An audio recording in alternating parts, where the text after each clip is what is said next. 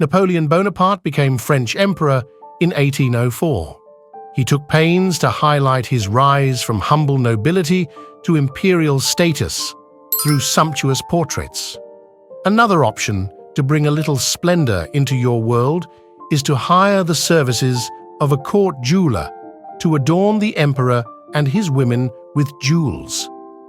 Napoleon turned to Marie-Etienne Niteau, who had previously trained under Marie Antoinette's court jeweler, to entrust him with the job, appointing him a goldsmith in 1802. Niteau's company eventually evolved into the modern House of Chaumet. Napoleon Bonaparte's reign, marked by grandiose ambitions and the quest for glory, extended into the realm of jewelry, making him a patron of some of the most exquisite and famous pieces. Among these treasures, a few stand out for their historical significance, craftsmanship, and the stories they carry. Jewelry as a symbol of Napoleon's power. Following his desire to be associated with the most significant Roman emperors, Napoleon wore a heavy laurel wreath created by the French jeweler. It consisted of 44 large golden laurel leaves and 12 smaller ones. Unfortunately, this masterpiece was melted down during restoration, except for a few leaves. One was kept in the Fontainebleau Palace, while others were sold at auction. Bygone also created the collar of the Grand Master of the Legion of Honor in pure gold and silver, which hung proudly on Napoleon's chest as a reward for his civil and military services to the nation. The opulent pendant features the emperor's profile in the center, linking him to the Roman generals depicted on the coins. The gold chain consists of 16 eagles between several thin rows of bees and stars in cartouches. Eagles are commonly associated with Zeus or Jupiter, the major gods in Greco-Roman mythology. Another element connecting Napoleon with the Roman Empire was a cameo portrait in relief. Bygone created the gilded crown with unique cameos, which linked Napoleon with famous rulers such as Alexander the Great and the famous Roman Emperor Nero. Stunning jewels for Josephine. Napoleon showered his first wife, Josephine, with tiaras and jewelry. Let's look at a few of the most exciting elements.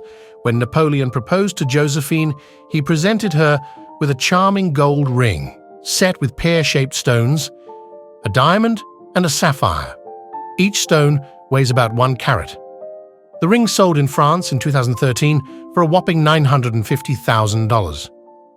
An essential element of Josephine's collection was the coronation tiara, which was made for the coronation in 1804. Like the emperor's crown, it was in the image of a laurel wreath, studded with 1040 diamonds and weighed more than 250 carats. This headdress was part of a luxurious ensemble that included a comb, a pair of rings, a necklace, and earrings. In 1966, this diamond tiara was lent to the Princess of Monaco by the company Van Cleef & Arpels for the Centennial Ball, where it is said to have been worn by Grace Kelly. The emerald and diamond tiara was also made for Empress Josephine in 1804 and eventually came to Sweden through Queen Josephine, granddaughter of the Napoleonic Empress Josephine of Sweden and Norway in 1873, and is nowadays worn by Queen Sonia of Norway. This symmetrical tiara features geometric emeralds in a neoclassical diamond design set in gold and silver. Another exciting piece of Josephine's jewelry is the acrostic bracelets. The names of Josephine's children are written on the gemstone bracelets. The bottom bracelet says Eugene, using an emerald, an uniaxial crystal, a garnet, an emerald, a niccolo, and another emerald. The top bracelet features Hortensia, using hessonite, opal, ruby, turquoise, emerald, niccolo, sapphire, and emerald. In 1810, when Napoleon divorced Josephine to marry a younger lady who could give him an heir, she gave away all the jewels that belonged to the crown and presented some of the jewelry to her daughter and wife to Eugene's son, the Princess of Bavaria, who after her marriage became Duchess of Leuchtenberg. their daughter became Queen of Sweden, so many of Josephine's treasures now belong to the Swedish royal family. Gifts for Marie Louise. 2 months after his divorce from Josephine, Napoleon married the Archduchess Marie Louise of Austria. A year later, it was the birthplace of Napoleon II's son. For this occasion, in the summer of 1811, the emperor ordered 2 parures, one of which included Marie Louise's tiara and Napoleon's diamond necklace. The tiara's design was traditional for the work of that era. The product has the shape of a closed circle, symmetrically from left to right. The tiara is wide at the front and tapers somewhat towards the back. Nito added gold and silver scrollwork, medallions, palmettes, and other floral designs. The centerpiece of the front of the tiara was originally a sizable square-cut emerald weighing 12 carats. A smaller oval cut emerald sits below the larger stone and is flanked by 5 smaller rose-cut emeralds. In the central part, there is 1 layer of white rose-cut diamonds.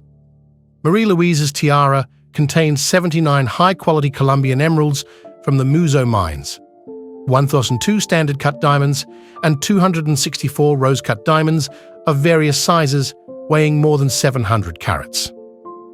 Marie Louise bequeathed the tiara to her Habsburg aunt, Archduchess Eliza. In 1953, Van Cleef and Arpels bought it from one of Eliza's descendants and replaced the emeralds with turquoise. In 1971, Marjorie Merriweather Post purchased the jewelry and donated it to the Smithsonian Institution. Napoleon's diamond necklace is relatively simple and elegant. It consists of silver thread and a gold frame adorned with 28 mine-cut diamonds. From the main thread emerges a fringe of alternating briolette and pendant-cut diamonds. The 5 pear-shaped penduloques are mounted under a fine, brilliant-cut diamond. 4 oval-shaped penduloques are above the ornament, each with 23 standard-cut diamonds. Each of the 10 briolette frames is set with 12 rose-cut diamonds, for a total of 234 rose-cut diamonds. After Marie Louise's death, the necklace passed to her daughter-in-law, Sophie of Austria, who removed several stones to shorten the necklace.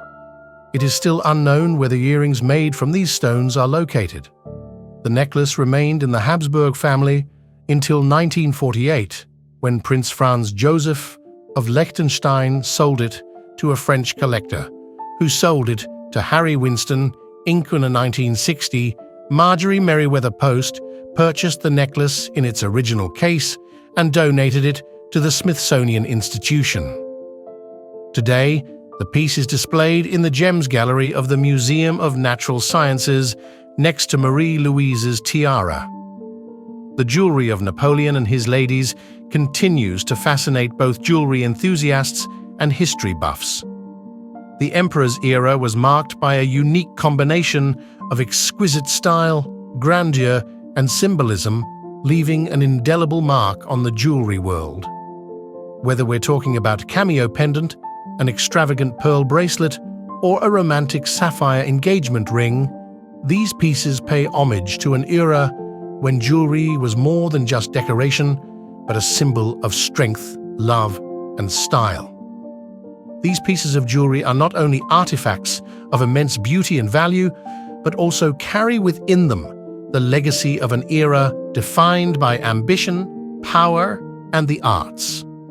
Napoleon's patronage of the jeweler's craft left a lasting impact, with these pieces continuing to captivate the imagination and admiration of history enthusiasts and jewelry connoisseurs alike. Thanks for watching.